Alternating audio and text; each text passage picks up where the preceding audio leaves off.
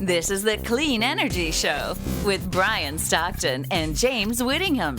Hello and welcome to episode 54 of the Clean Energy Show. I'm Brian Stockton. And you know what, Brian? I'm James Whittingham. To everybody who's just joining us, this is a weekly podcast we do talking about all the developments in clean energy and transportation, Tesla, EVs, solar, wind, all that stuff. How you doing this week, Brian Stockton? How are you? Yeah, I'm doing great. I'm also great. A little bunged up, I must say. Just going to check into my intestines, and we'll see how that goes this week. That won't be part of the show, but I'm hoping that if I do run away, keep recording, and I'll be back within 2 to 3 minutes. Gotcha. One of those minutes is bidet time, so just so you know, I do like my bidet. This week, all kinds of things are happening, Brian. Nearly 70% of Canadians will buy an EV as their next car, according to a new survey that's out, which, you know, surprises me. We'll get into that. A California city moves to ban gas stations. Insight I have gained insight into Canada's oil patch's disconnect from the changing world. So we're going to hear a little about that. And all the new crossover EVs coming out this year are in no way similarly sized, I found out. They're quite different. So I'm going to talk about that and straighten that out. And Volvo is planning to sell only EVs by 2030. So that's going to be a fantastic show. And I'll remind people right now that we're on YouTube. Subscribe to our YouTube channel. We're not literally on YouTube this week, but some weeks we are. And also on Twitter, where a lot of people have been sending us some great information. So I had a funny thing happen to me this week. What? I have a humorous electric car driving story. Really? Yeah, so as you know, it's been, minus 500 degrees here. It's been super cold. And one thing you can't do when it's that cold is wash your car. Like, it's just too cold. You can't wash it yourself. You can't go to a car wash. So finally it warmed up, and I was on my way to the car wash, and I was going down Dudney Avenue, very close to the car wash, and I pull up to a stoplight, and there's a guy next to me pulls up in an SUV, and he wants to roll down the windows and chat. And so I roll down my window, and he says to me, he sees that I'm driving a Tesla. Let me stop you there. And he says, let me stop you there. I need to stop you. Were you scared? Were you concerned? Were you thinking this guy's a nut job? No, he had a friendly face, and he may have been smiling. A lot of people with guns have friendly faces, but go ahead. Well, this is the thing, and this is why it's an enjoyable story, because people are often used to getting harassed around here when driving an electric car. So this is much better. So we roll down the windows, and he says to me, referring to my Tesla, he says, "Look, with everything that car can do, it can't wash itself." Because my car was, filthy. And so I say to the guy, "Well, I'm on my way to the car wash right now." And then the light turned green, and I used the stalk on the steering wheel to engage the cruise control, and I drove off with my hands in the air and said, "It's driving me there now." And we both had a good laugh.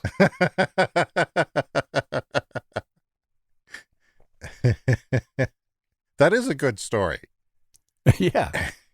I've yet to hear something like that. You should have posted that in the Saskatchewan Tesla user group on Facebook. I mean, that's Yeah. post-worthy, man. That's a good story. I'll transcribe it for them. I'll hire a transcriber. And other people do stop you, like if you're in a parking lot or something and want to ask about it. And, how do you like the car? And, those interactions are usually quite nice, too. I used to get asked about my Leaf all the time. In fact, some guys got out of his car at a red light once. But not anymore, because now everybody else has electric cars, and I'm not special anymore. And who cares about the 2013 Nissan Leaf anyway, right? No one. Yeah. So, Brian, I just want to get into a few things here, including some things that I wanted to talk to you about and get your opinion. And that's our regular segment. What do you think? What do you think? This is where I ask Brian what he thinks, because I truly like to ask Brian sometimes what his expert opinion is on things and what he thinks about things. So the American Petroleum Institute, the oil industry's lobby group, is considering supporting carbon pricing as a step towards meeting terms of the Paris Climate Accord. This is the American Petroleum Institute. What would our Canadian politicians have to say about that? Well, it is a difficult issue politically, and that was something we were going to talk at one point about the most recent Elon Musk interview with Joe Rogan. It was 3 hours long. I don't know if you still have that clip. We can maybe talk about that other clip later. But they talked for quite a while about carbon pricing or a carbon tax. And Musk has already spoken to the Biden administration saying, hey, you know, I think a carbon tax is a good idea. And their reply was, I don't know, that's politically difficult. But yeah, his summation I thought was quite good. It was, you know, he's a guy who really believes in the market. He's very much a capitalist. And the problem with all the carbon we have in the atmosphere, there's no price on it. It's like having free garbage disposal. You know, it costs money to pick up garbage from your house and take it to the dump. But all of us can spew countless garbage into the air, and it just doesn't cost anything. So this is one of the reasons we've got into this mess that we're in. So if you just add a garbage disposal fee on all of the things that you're burning, then the market will correct itself and people will move towards things that don't have that fee attached, which are, you know, solar, wind, and other clean alternatives. There was a study out recently in the last couple of weeks, no, maybe the last month and a half, we'll say, that was sort of negative on carbon pricing. And it was a bit of cold water on the whole idea. Now, I think there's some criticism that it's not priced high enough to make a quick change in the market. I mean, in Canada, we started at $10 a ton, which is tiny.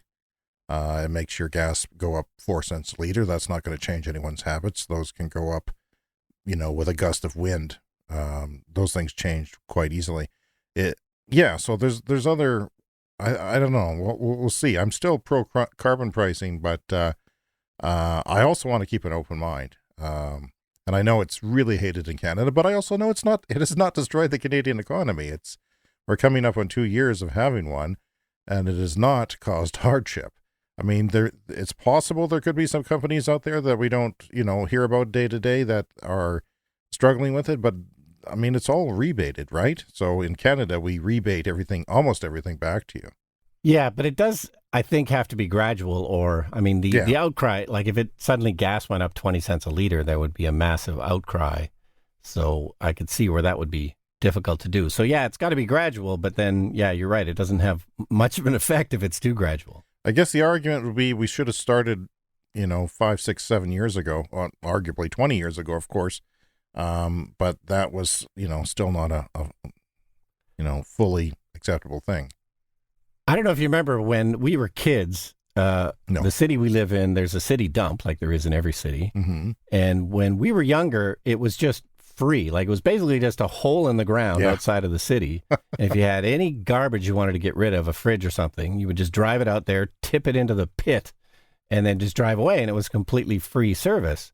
Well, now it's 30, 40 years later, and this pit is now a mountain. Like it's literally the tallest thing in our city. It's a mountain of garbage is what this has turned into.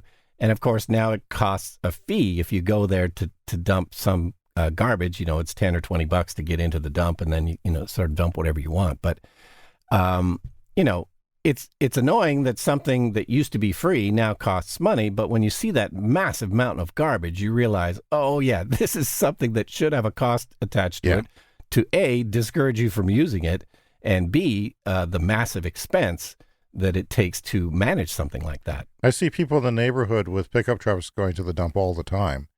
But me, I have to sort of plate my SUV, or last time we rented a big cube van and filled it to the brim with junk that had been accumulating for 5 years in the yard. We sort of piled it up because we didn't know what to do with it. It was too big for the trash can, and it's kind of tragic that we have all this stuff in the first place, but we did need to get rid of it. And yeah, they charged us like $40 because they weighed the cube van before and after, and it was a premium, but I was still happy to get rid of it. You know, my son and I, we took a drive south of Regina, where we live, Brian and I, in Saskatchewan, and last weekend, and we saw the dump very early on in our hour-and-a-half trip out of town. It's like seeing the Rocky Mountains from Lethbridge or something. You know, it's just it is literally. I hope they turned it into a ski resort or something because it's so bloody big. We live in a very flat, plain place where it's, you know, very flat here. There's nothing not even a hill to compete with really. But That is a big dump right now. And my kids go tobogganing on the old garbage dump, which is a fraction of the size, and have lots of fun. It's still a pretty big hill. And if it costs money to throw stuff in the dump, it should also cost money to throw stuff into the air. Yeah, absolutely. Of course it should. Because there's arguments about this, that healthcare premiums, expenses go up, productivity goes down, all kinds of reasons that you can gather data to argue for. So Tesla's to launch full self-driving subscription within 4 months. Brian Stockton, what do you think about that? Yeah, that's very interesting. And further announcements about a wider rollout of the full self-driving beta. So, we're getting closer and closer to this becoming a real thing. The subscription probably is going to be quite expensive. They would prefer people pay for the one-time fee. That's probably going to be cheaper for most people. But I've actually wondered, like, maybe in the future there might be a subscription price for private users and then a subscription price for businesses. So if it is used as a robo-taxi, or if the car is running like 18, 24 hours a day, you would pay one price.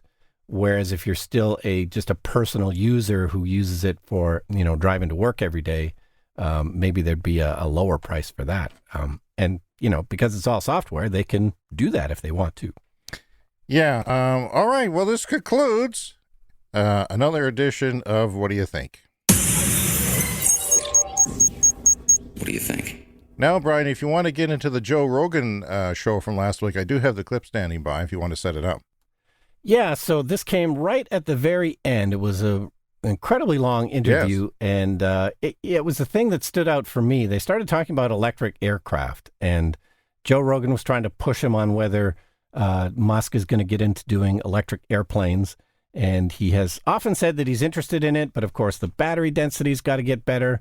But the thing that I wasn't aware of was some of the advantages of electric aircraft, what the advantages might be, and that is really to do with altitude. Mm-hmm. So right now we have to design these combustion airplanes to work at certain altitudes. Like you have to get a lot of air intake into these aircraft, to have them burn the fuel. So, most modern aircraft, they fly at, 35,000 feet, which is good because the higher you get, the less air resistance there is. So that's why they fly that high. Mm-hmm. It's more efficient to fly that high. You can go further on the same amount of fuel, but the air is thinner, so it's harder to get the air intake. So that's why they don't fly any higher than that. But if you had an electric aircraft, you could go even higher, like 100,000 feet. And because you don't have to burn any air. 100,000? Yeah, well, let's listen to the clip. This thing's got to work at sea level. It's got to work at altitude. And then it's going to drop off in efficiency quite a lot as you go higher. Otherwise, and then there's also if the air, there's some other issues relating to depressurization, like how fast can you descend. You really just want to go super high. And it's very difficult to design a combustion engine that is effective at a wide range of altitudes. The air density at 100,000 feet is approximately 1% that at sea level. So how the hell do you design a combustion, like an air burning, it's like an air, there's something that's taking in air, combining with fuel and burning to work when you have 100-fold difference in air density? This is an intractable problem. But if you have an electric fan, it's not burning anything. So aperture doesn't matter. I have questions, Brian. One, isn't the air awfully thin at 100,000 feet that you wouldn't have the air density to have lift on the wings? Now, I'm not an astronaut. I'm not an engineer. I'm not even a pilot. You're not? What? Yeah, I'm just a regular guy with a podcast. Really swell podcast. But yeah, that's my question. Also, I am an aviation enthusiast, so I watch videos of planes going bad and air traffic control stuff, and they sometimes depressurize at 30,000 feet and 20,000 feet. Anything over 10,000 feet, you get your brain goes wacky if you lose pressure, if you lose the oxygen, and that's why oxygen masks fall automatically in planes. But I've listened to these conversations and people become incoherent and lose their judgment. I don't know what to compare it to. It's like extreme intoxication by lack of oxygen. And if you went up to 100,000 feet, you'd have to go down 90,000 feet just to get to the oxygen again and open the window and live. That's just what goes through my mind. Yeah, but of course there would be oxygen masks in those kind of planes as well. So presumably that would be the safety valve there. But what about the density? Don't you? This is beyond your area of expertise, I would assume, if there is an area beyond your expertise. Don't you need some sort of molecules to create a lift under the wings as a low pressure of, the way wings work? Well, I assume Musk knows what he's talking about, that it is at least possible to have aircraft go to 100,000 feet. So you would use a ton of energy to get up there, but then once you got up to 100,000 feet, maybe you would just, from there, it's just a slow descent. So you don't necessarily maybe need lift if you're at 100,000 feet. It's really just you're expending an enormous amount of energy to get up to that height. Mm-hmm. And then you could almost maybe regen the batteries on the way down, right? Like just spin the propellers backwards to slow the plane down and charge the batteries. If you my partner said to me the other day, why don't they put a wind turbine on one of these ships that are sailing? Well, it creates drag. So the energy is not going to be efficient enough to, make it worthwhile. It's the same as the guy who came up to us and said, why don't you put a wind turbine in an electric car and just let the wind go in there and turn the turbine and charge the car? It's basic physics, I think, that just common sense that certain things aren't going to work like that. All right, let's move on. Chevy Bolt EUV came out last week at a very low price, only $2,000 more than the new Chevy Bolt EUV, which is nicely redesigned. I was excited about it because the Bolt will be fairly cheap. It's starting at $32,000 in the States, and for the so-called crossover version, which is the most popular segment of vehicles selling in North America right now, and even other parts of the world is starting to become that way, is the EUV, or crossover. And it's, you might think, okay, crossover is big, but it's tiny. It is very tiny. I'm disgusted by how tiny it is. It's the smallest of these vehicles are the Bolt and the Kona. Okay, have you looked at the Kona seriously? I mean, you seriously considered the Kona, didn't you?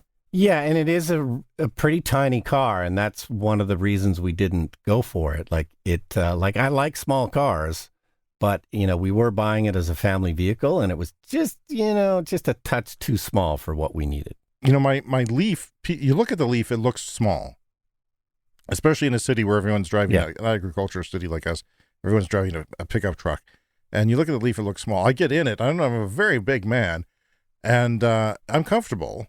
And it's maybe a tinch smaller than our Prius in length, but generally speaking, it's the same. And it rides higher, which I like, and my family seems to like in wintertime when you're going over ruts and things.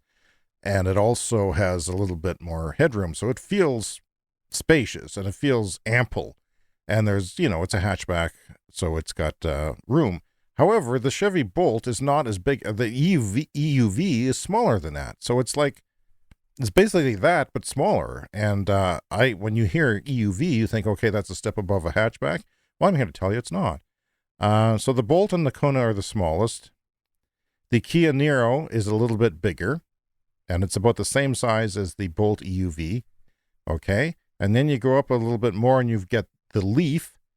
And just below the Leaf is the Ioniq, which I saw on the road the other day, by the way, the one we were coming back on the highway. I saw multiple EVs on one stretch of road on Louvain. And I couldn't, whenever that happens, you think, wow, things are changing. First of all, the guy in the Ioniq, the all-electric Ioniq, was staring at me. And he was I thought no one's interested in hybrids anymore, but he must have had a interest, maybe migrated from a hybrid himself. It seems possible. And then I saw a electric smart car, which are terrible apparently in our climate, because you can go around the block and they just don't do well. I'm kind of against the smart cars anyway, unless you're in Europe and you need to park on a dime somewhere. So then you get the ID4 from Volkswagen, which is bigger than the Leaf, but it's not huge. You know, it's a little bit bigger than the Leaf. Then you get the I-Pace from Jaguar and the Model 3, which are kind of around the same size. And then beyond that, you get the Ford Mach-E, which is coming out second half of this year or somewhere in the middle. And then the Model Y is the biggest. And the Model Y always looks small. It's like the Leaf. It always, because it's aerodynamic, it looks small. Because it's not boxy and trucky and they do things with the lines and have the wheels. It's like, you know, I'm just amazed by all this. Yeah, and I think that, you know, the legacy automakers, they're having a really tough time competing with Tesla because they've just got the efficiency dialed in at Tesla, the aerodynamics, the battery pack, the software, everything. So one of the ways these other car makers are trying to compete with Tesla, because it's embarrassing to put out a car that, you know, has crappy range. So what have they done? They've gone with the Hyundai Kona, which, again, really good car. But in order to get the kind of range, like it's just barely below the Model 3 range, which is a much bigger car, you know, they were able to get close, but only by having a super tiny car. So, you know, they're trying to compete with Tesla and getting a similar range, but to do it, they have to go with these tiny cars. By the way, you know, Brian, usually your stories are the boring story of the week. Boring! We have an intro for that. But now I have to make an intro for Brian's funny story of the week, because that's a new segment. Oh, I've got one ready to go oh next week. My God. That's just, you should have warned me, man. It's just, usually they're boring, and now they're exciting. The show's changing. We've been on over a year, and it's quickly evolving. Brian, you wanted to talk about an EV survey that came out this week. There was a new survey came out from KPMG that says that nearly 70% of Canadians will buy an electric vehicle as their next car. So this is what we often talk about on the show. You know, we started just over a year ago. It seemed like EVs were a pretty much a non-issue even a year ago. But this is how quickly it's changing. People are aware of them. They want to buy them. And 68% of Canadians are planning on buying a new car that will be electric as their next vehicle. Are you surprised by that? Yeah, I'm a little surprised. I think it's maybe partly from where we live in the middle of the oil patch. You got to remember that a lot of these respondents would be in Quebec and BC, where electric cars are much more common. But yeah, it's still a bit surprising. It's all happening much faster than I would have expected. I just want to add something, a caveat to that, and it's battery electric or hybrid. And I don't know if that's just a plain hybrid or a plug-in hybrid. So I assume it's one of the two. And I don't see a future for hybrids. I think the time for hybrids is over. I don't know why, unless you're buying a massive, Ford Escape or some giant SUV. And maybe trucks too. That would work well. They are coming up with a Ford F-150 hybrid, right? Yeah, no, the plug-in hybrids just came out too late. I would have bought one 5 or 6 years ago if they were available, but they weren't, so I didn't. Well, Prius had one. The Toyota Prius had one, but it was 12 miles, 20 kilometers or something, 22 kilometers, something like that. It was in the low, maybe it was 25 kilometers. Now it's 40. Yeah, and that does nothing for you in our climate in the wintertime either. So, and it was expensive and very late. Very expensive, not worth it. You didn't get your money back in savings, and then you'd have to plug in all the time just for the pleasure of having that engine turn on in cold weather and after a short drive. So that's kind of disappointing. Here's some more information from that survey, Brian. Men are more likely to want an EV than women. I'm not surprised by that. But it's only 73% to 62%, which is good. We've been in a sort of a space where it's been tech people who like tech who are buying the EVs. And I think this indicates that more people in the broader population are getting interested in EVs, and it's becoming common. They're understanding. What do you think about all the commercials that show on TV right now? Yeah, and it's skewing younger, and that's fairly expected. More younger people are willing to go with an EV than older people. Mm-hmm. So 18 to 44 were highest in the quest for EVs at almost 80%, 79%, and 45 and older made up 8%. Now, I'm 45 and older, Brian. So are you. I know that for a fact. I've seen your birth certificate. Yeah. Even the fake ones. And we're older than that. And I feel like I'm going to die soon. And of old age. And yet I'm sort of have the attitude of younger people, or at least what I used to be considered younger people. I don't see, I'm all in on EVs. Everybody I know is, and or at least they're interested in it. So Yeah, well, you and I think we've talked about before. We had just a very similar experience growing up in the 1970s when a lot of this stuff started to come to the fore, Earth Day and the idea of solar panels and, energy efficient cars. It became clear to you and me in the 70s that things had to change and get better. And I don't know, that just always stuck with me. Clearly, it always stuck with you. But most people, once that sort of oil crisis of the 70s was over, I don't know, everyone just kind of forgot about it and went back to whatever they were doing before. we really have Tesla to thank for this. I mean, the Leaf was an early pioneer, but it went largely unnoticed. In fact, if anything, they had more negative press than positive press with their battery problems in Arizona because they're not actively cooled with a fluid when you're charging it and it gets hot outside. So as for price, 42% on this survey are willing to spend between $30,000 and $50,000. Yeah, and then 20% would go up to $75,000, which is your Teslas. So that's 20% of people who are interested in buying a car in 5 years. Now, at the other end, 31% wanted the vehicles to cost $30,000 or less. So that's me. That's me. $30,000 would be a nice price for an EV, and it wouldn't make my car payments any crazier, and I would be saving money as well. Yeah, and I was planning to wait for about 35,000. Like that sort of seemed like the And that's what correct Tesla promised. buying price to me. But I just got tired of waiting. There was it just took so much longer than I thought it was going to take. I bought my Tesla about a year ago, and I'd really expected like maybe by 2 years ago that there'd be a $35,000 EV out there, and Canadian money. But I don't know. I just got tired of waiting. I mean, we're getting close, with some of the cars we've talked about recently. The new Bolt is getting cheaper. The new Hyundai cars are going to be a little bit cheaper. So we're close, but it's just moving so much more slowly than I thought it was going to. So among those already thinking about an EV, such factors as environmental issues and lower operating costs were primary motivators. But among all those surveyed, 70% said they would only consider an EV if they got a tax or automaker rebate and incentive. So they're okay with EVs, but they better have some rebates for them. Yeah, and of course, Nova Scotia is the most recent province to add some provincial rebates. So we do have a federal one for $5,000. So Nova Scotia is now in on this. Rebates for electric cars, and I believe electric bicycles too. I'm just looking at the story quickly here, but it's something where a rebate or a subsidy is going to be really helpful for the next couple of years because those prices have not come down. In 2 or 3 years, probably won't be necessary.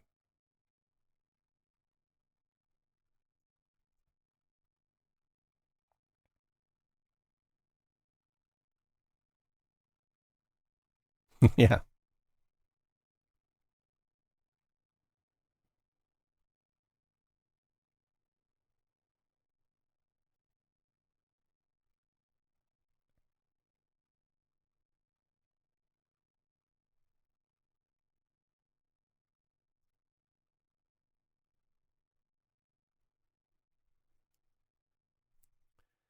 It was 14,000, and I was trying to figure out some kind of a scam where I could start start a business in Ontario, and then have an address in Ontario just so I could get that rebate, but I didn't go through with it.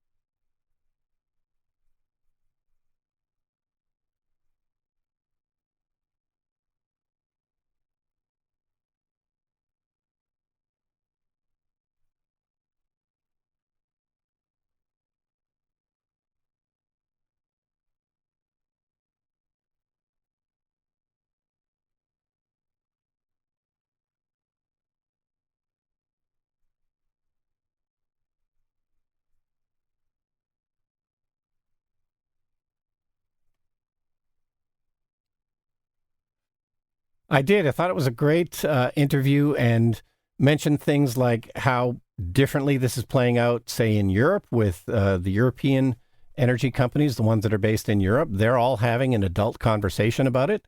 And we all know, too, oil and gas is not going away overnight. So we do all have to live together. We do all have to work together.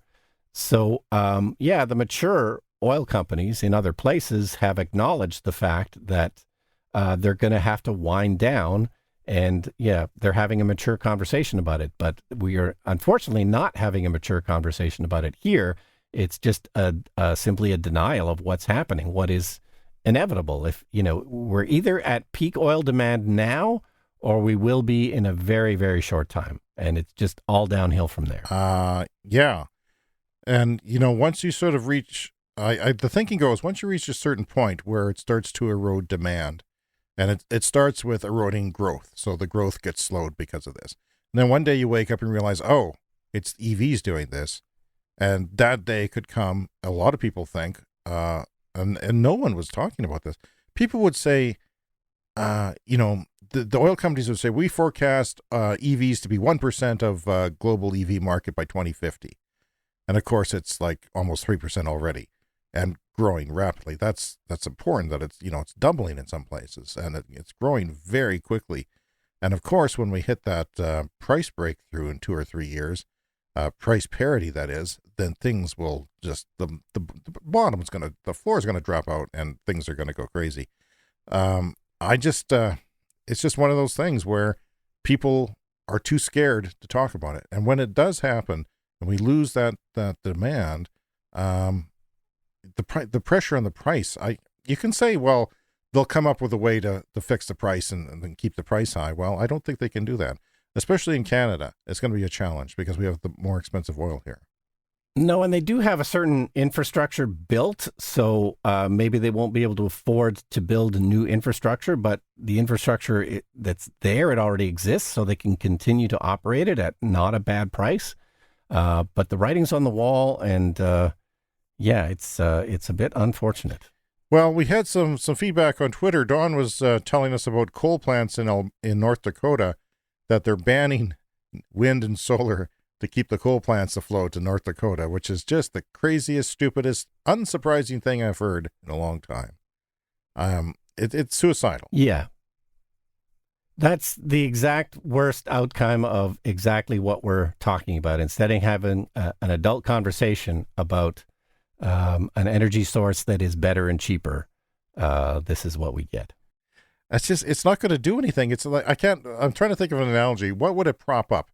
Well, it'd be like propping up 8-track players, like we should ban iPods because, the 8-tracks, we want to keep them going because, we've got an 8-track company in North Dakota. So let's ban iPods and iPhones because I came up with an analogy. Yeah, no, that's perfect. And the other thing I wanted to point out, first of all, I really like Peter Mansbridge a lot. He was, Canada's national newscaster for many, many years. I spent an entire day with him. Right? Yes, it was lovely hosting a show. But in that whole podcast, he kept referring to them as electronic vehicles rather than electric vehicles. And I thought that was pretty funny. 150-year-old man wouldn't talk that way. It just seems like, holy crap, Peter. Did you ever hear the story about how he got his start in broadcasting? Yes, I did. Let's hear it from you. Yeah, well, he was born in 1948, and this is how you got a job in broadcasting and became Canada's national broadcaster if you were born in 1948. So he was working as a ticket agent for Transair at the Churchill Airport in Churchill, Manitoba in 1968, and he was discovered by Gaston Charpentier, a station manager for the local CBC station, when he heard Mansbridge making a flight announcement. See, now I'm hoping that I can host the national based on my podcast here, that they'll say, hey, James, you're not doing anything. Brian's busy. He's teaching film. No. You need to get down to the airport. You got to start making flight announcements. Flight 462 from Newark has been delayed due to hail. How's that? It serves my audition. That's your audition right there. That's fantastic. I like the Manitoba health updates. When they go to the media on the phone calls, they have what is clearly a former DJ or newsman And from 620 CKZK, Brian Johnson. And that's, I just laugh at that. He does that all the time. If you ever see that on TV, if you ever turn on cable news during the day, you might see that. I want to be a little bit more specific. It is just a couple of counties in North Dakota, and they're sort of in line with West Virginia and Wyoming. So they're sort of banning wind to save coal in certain regions of United States. I don't know. I just don't get it. Yeah, well, quite often we have banning stories. In fact, we were going to come up with a segment name or, because it's good news stories. It's like such and such a city is banning, fossil fuel burning cars by such and such a date. So the story we have this week, there is a city in California, Petaluma, that has now banned all new gas stations in the city. They've decided we have enough. And this speaks to the point about, peak oil demand. And I think this is true. We could probably freeze the number of gas stations that exist in the world right now, because it's only going to go down from here. But here's a city in California that's actually done it. No more new gas stations allowed in their city. Okay. So, Brian, you wanted to talk a little bit about what Volvo is up to. Yeah, so they have announced a new electric car called the the XC40 is the one that they currently have available. And now they have another one coming out called the X40, I believe. But really the main point of the story is Volvo has said out loud that there is no future for the internal combustion engine, and they have committed to be all electric by 2030. That's pretty soon. So I would imagine immediately they're not putting any R&D into combustion engines anymore. Those people are going home. Adios, retire early, go home. And everything from now on, from this second on, is going to be research and development of electric vehicles, because that's less. It's 8 years away and a few months, if I could be specific about timelines. Yeah, and the Volvo car, the one that's out now, the XC40, we haven't, I don't think, really talked about it. It is available now in Canada. Really? And it seems like a decent car, but it's pricey. Like, it starts at 65,000 Canadian. And the range is not that great. It's kind of a small car, but they stuffed a lot of batteries in there. They still need to work on their efficiency. So $65,000 for a car with not particularly good range, but aside from that, it does seem like a nice vehicle. Is it luxury? Is it plush? I don't know. I think it's more, kind of standard SUV kind of range. All right, Brian, it's time for the lightning round. The Clean Energy Show lightning round. This is where we clean up the extra headlines for the week, and I propose to Brian all these different headlines that we going. I want to get back to Tesla's full self-driving beta. Build 8.1, says Elon Musk, normally drives me around with no interventions. The next version is a big step change beyond that. Tesla is solving part of the real-world AI. This is not widely known. I'm skeptical. Are you? Well, yeah, I mean, I'm always skeptical, until it actually comes out, but they've got to be getting close. Like, these updates, each one has been a significant update.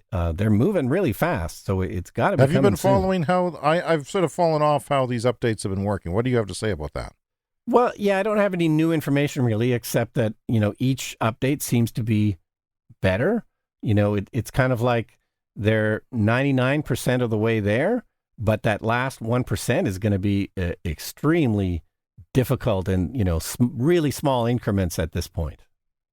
Last week we talked about the largest Chinese courier company getting into electric vehicles, like little bicycle electric vehicles with massive batteries. And these were, I don't know what to compare them to, almost like the size of a printer, but more elongated.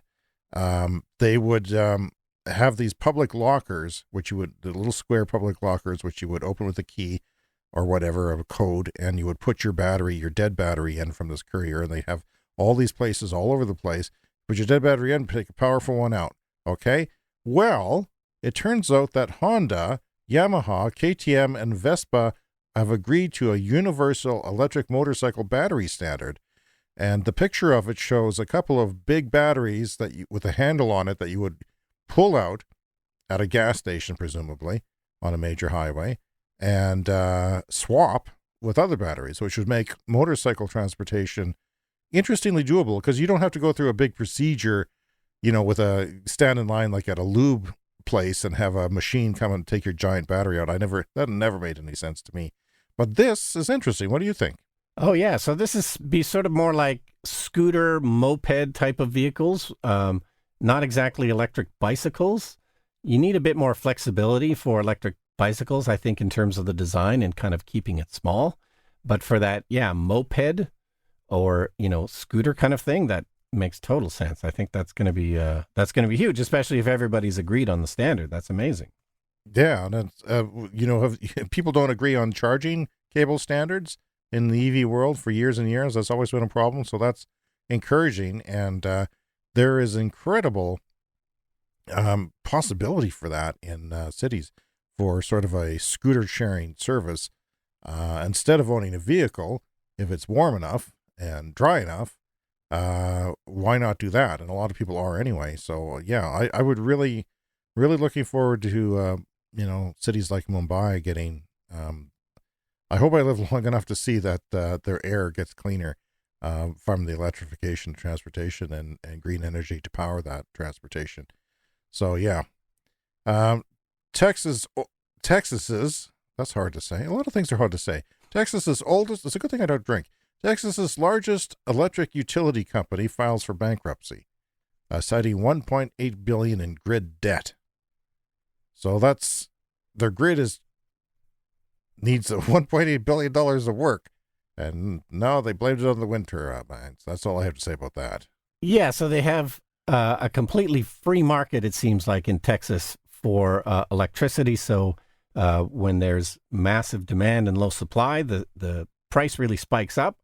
But that's not just for the consumer, because we talked about that last week. There's been, consumers getting bills for $10,000, $15,000 for their power for the last month because the rates spiked up so high. But that doesn't just apply to the consumers. This applies to the producers as well, or the suppliers that have to give the energy to the consumers. They also had to pay highly inflated prices for the power. So everybody, it seems, in Texas has a massive bill problem. Brian, I'm still thinking about the Tesla full self-driving beta. Musk has said that the beta will be offered much more widely when version 9 is done, hopefully next month. That kind of scares me, the sort of a rollout to wider people. Because if it's 99.99% effective, within a week, somebody's going to die. It can seem like, well, this handles everything perfect. It's great. And then somebody dies. And that scares me because it'll put the program, 2 years back, 1 year back, who knows how that will be. And public distrust. How do you feel about that? Are you a little bit nervous when they say that they might roll it out more widely? No, I'm not as worried. And I think the main reason is, the liability still lies with the driver. So in a sense, if this accident happened and somebody dies, it's not the self-driving fault. It's the fault of the driver. That nothing has switched over in terms of liability. You're still supposed to pay complete attention at all times. That's the terms and conditions of the software. So, in actual practice, somebody might not be paying attention and somebody dies. But in a sense, nothing has changed because, drivers kill people all the time through negligence. They sure do. Tesla is giving up on a drive-in restaurant location in California. This was something that I was kind of excited by. I like the idea of a drive-in restaurant. Don't you? I love the idea. Yeah, no, sort of a drive-up, where you can order from your car. It's, it was supposed to be like a 50s diner kind of thing. That would have been amazing. I'm not sure. I'm surprised they kind of canned that. They just, I guess, have decided to make it a massive supercharger station, but unfortunately, no restaurant. Yeah, and I guess it's near Santa Monica in a very underserved place that they need all the supercharger stations they can get. However, yeah, a lot of tourists around there, and I would love to see an electric scooter. People delivering your food in an electric scooter or something like that. Well, when I've COVID is always over, wanted I'm to really open up hoping to do some, electric car tourism around North America and drive to many places and I'll, experience lots of different charging stations and whatever's available. And my fantasy is to have a kind of like an electric Winnebago. Because, I think a Winnebago and I think, oh, that's a crappy old machine, heavy, and it's going to break down and it's going to cost a lot of money. My fantasy is to have something where I retire and me and the missus go around and explore every national park in the United States in the off season, in the shoulder season when it's not so busy. And you drive a little bit one day, and charge, and you can charge at the campsite. And that's my fantasy. Never going to happen, but yeah. But we're getting there. We're getting there. And you wouldn't have to tow anything. And it's as a person who tows and has to actually physically set up the camper, that's one thing that I don't like. My idea is really just drive a car and stay in hotels. Stay in a luxury 6-star hotel for Brian Stockton. That's the way it is when you're Tesla stock. By the way, let's look at the Tesla stock. What's the Tesla stock doing this week? We should look at it. On the day, it's down $5. So, yeah, still on a bit of a downswing lately. It was up the other day, but it's been mostly down. It was way down on the 26th of February at 660, and now it's up to 711. Did you hear that there was another analyst who said that Tesla was going to double by 2030, even what it is now? Which makes me think, oh, great, now I have to go buy stock, and it's a very expensive price. I don't see it. Even Elon Musk says it's not worth what it is yet. It might be one day, but not now. I mean, he's said that publicly. Well, as I've said before, if they are able to grow at 50% per year, which is their plan, they're going to be a much, much bigger company by 2030. Just do the math. Well, there's a story on Yahoo. I won't dwell on it too much. It says 100% renewable energy could power the world by 2030, experts say. And they said the potential for rapid transformation of the world's energy system has a parallel in the speed with which cars replaced horses. It would be tough. Sure, it's possible. It's possible to put a man on Venus or a woman, but is it likely? No. Your thoughts? Yeah, 2030 is a bit soon. It's certainly possible, though. I think it costs more when you rush things, but there are people listening now who will say, well, the climate is in a crisis and we better do everything possible. And there's that argument, which I don't deny. So Tesla gets bold from an invite from India with the promise of lower production costs than China. So the Minister of Industry, I believe it's the Minister of Industry, Transport Minister, or equivalent in India, said in an interview that they have boldly invited Tesla to come there and make, not just assemble, but physically from the ground up, from batteries, everything. They have everything you need, and you can do it cheaper than China. Did you see that story, and what do you think? Yeah, it makes sense if they're expanding and trying to grow at 50% per year to put a factory in India where there's another billion people makes a lot of sense. Yeah, here's that story that I was talking about. Tesla and EV stocks in general have a potential for 40 to 50% gains in 2021. This is on Teslarati, which is a respectable site. They seem to get things right all the time. So, yeah, we'll see, but I don't know who you place your bets on. I've always asked you, and I'm going to ask you again, is there anybody you like other than Tesla who you would say, well, that EV maker is going places? No, I haven't really done enough research to really answer that, but I would just look for whoever's furthest along, because a lot of these, Lucid, people have been complaining about Lucid lately because, their cars are still not out, and it's really questionable whether they're going to actually be able to scale up, and is that going to happen? But, other companies like Lion Electric, who we've talked about before, a Quebec company that's actually making electric school buses, companies like that seem like the best bet to me, those who are actually doing it. Norway just put the world's largest electric ferry into operation, backed by 4.3 megawatt hours batteries. This bad boy can move 200 cars or 24 trucks and 600 passengers across one of Norway's busiest routes. At 20 trips per day, it requires an impressive 7.2 megawatt megacharger. And ferries, as we've said before, are a great way to electrify transportation on water. Yeah, because they're often not an enormous trip, and you have to spend time at both ends, so you've got time to recharge. It's an absolute no-brainer. There's a story out that damage to the Jaguar I-Pace battery enclosure comes with a huge repair bill that costs half as much as the car. I'm just going to leave that there with you to make you. Yeah, I hadn't heard that. That's a scary one. So 80% of the world's electric mining equipment deployed in Canadian mines.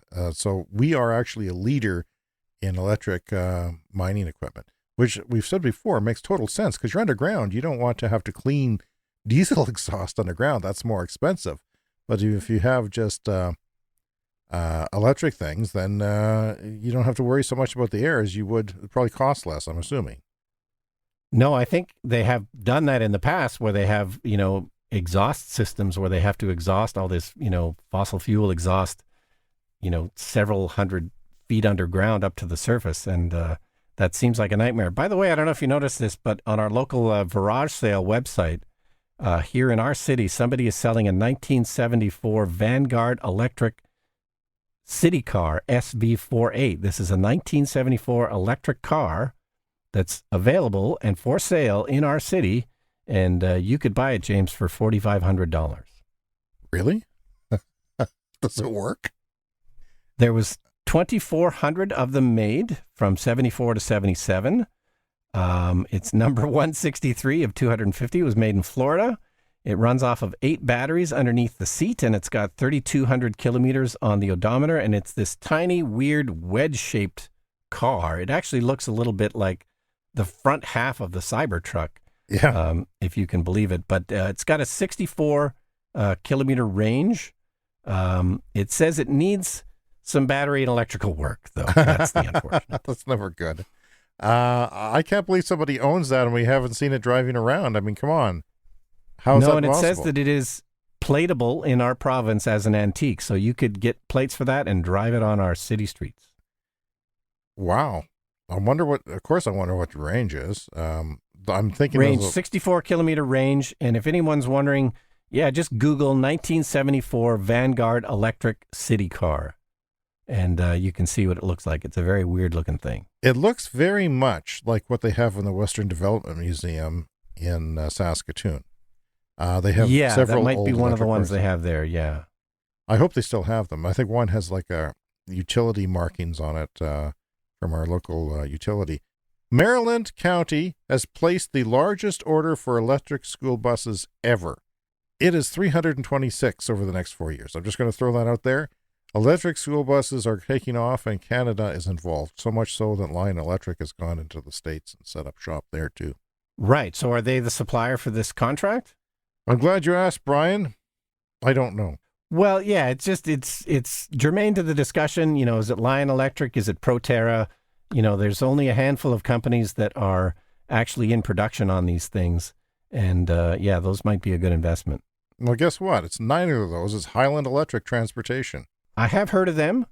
You have? But that's interesting. And finally this week, Brian, boy, the show goes by fast. Fossil fuels, you probably read this in The Guardian, the fossil fuel cars waste hundreds of times more raw material than their battery electric equivalents, which goes contrary to what you hear people on the street and on Facebook comments and news story comments saying. Now, maybe this is a story that's been, I don't, when studies come out, you never know what's right and what's wrong, because then next week something else comes out. But that's what this study is saying, and is that it adds to evidence that the move away from petrol and diesel cars will bring a large net environmental benefit. Do you have any thoughts on that before we go? Yeah, well, it's hard to keep everything into account when you're doing these studies because there's just so many moving pieces. But the best explanation I heard, because, yeah, you often hear people complain. It's like, well, if you're driving an electric car and it's charged off a grid that's burning coal, that's just as bad. But think about it this way. The power, say it's made at a coal plant, it goes straight from your car or straight from the power plant into your car, and you drive it with like a 70 or 80% efficiency in terms of the energy that you use. Electric cars are much more energy efficient than gas cars. So, yeah, it's not ideal. There's definitely emissions involved in that coal, but the power goes straight from the coal plant into your car and you use it.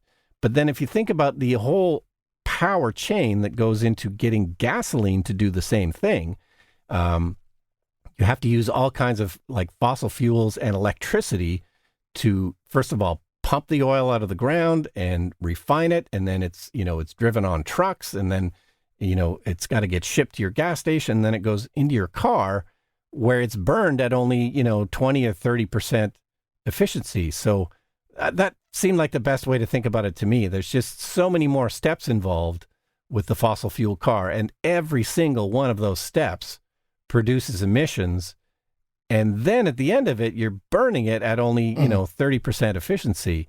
It is At best. way cleaner to have coal-generated electricity go straight into your electric car. It's just simpler, way fewer steps along the way. And of course, any electric grid, even one that is close to or heavily dependent on coal, is getting cleaner due to the economics of renewables every day. And I remember that the refining of 1 liter of gasoline uses more energy than electric car uses to go that same distance just by itself. Just the refinery, not just one step. Yeah, and you think about all those pump jacks. Like, we have thousands of pump jack oil pumps running in our province. Well, they run off electricity, and it is a ton of electricity because they run 24/7. They use a lot of power. So it's power on top of power on top of power, emissions on top of emissions. It is just a much more complicated and dirtier chain in the whole process. And I have relatives with oil on their property. They use a lot of water to get that oil out, and trucks have to come in and carry relatively small quantities of it in some situations. Diesel trucks, So anyway, Brian, that's it for this week. Next week, we have more news coming. If you want to get a hold of us, Clean Energy Pond is on our Twitter handle, and we love it when you mention us in your tweets, or if you want to bring attention to something that you think is important. It's a good way to let us know what you're thinking about. We do want to know what you're thinking about. Also, cleanenergyshow@gmail.com is our email address, and speakpipe.com/cleanenergyshow is the way that you can leave us a voicemail message. So, Brian, it's been fun as always, and we'll see you next week. Yeah, see you next week.